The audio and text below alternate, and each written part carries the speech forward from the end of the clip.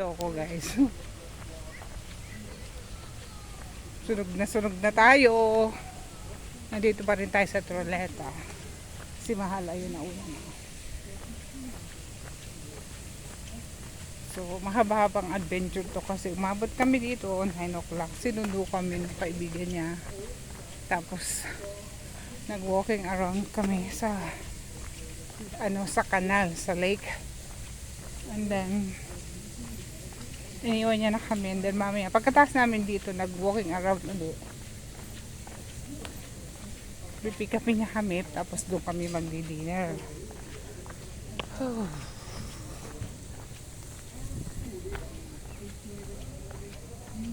So hindi ko alam saan kami pupunta nito. Andito tayo guys.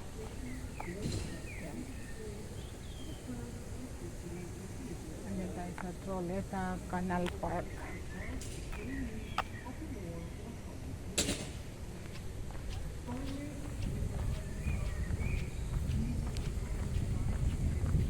Maganda siya tingnan niyo.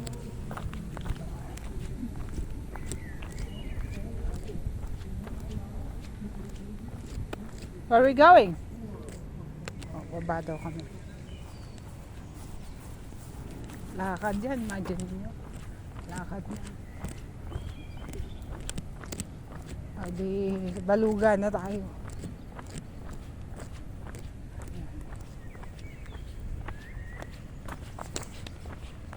So yun, update ko ulit kayo mamaya sa iba pa nating adventure dito sa Troleta. Hindi ko siya ma-pronounce ng katulad ng pagpo-pronounce nila kasi sila matitigas ang dila nila. Tsaka lingwahe kasi nila yun eh. Pero hindi ko muna pala ikakat kasi merong maganda na naman na dito, ilog, lake. Grabe. Hindi ko alam paano nila na-preserve ito. Tapos maganda yung walang basura. As in, yung puno dito, pag nabuwal, puputol-putulin lang nila. And then, pag naputol-putol nila yun, iiwanan din nila yun sa dito sa mountain para maging pataba. Oh, that's the bridge. Not in this side. Ayan, tingnan natin. Yung tinasabi ko sa inyo na bridge. Ayan. Ayan tayo guys. Ayan. Yun.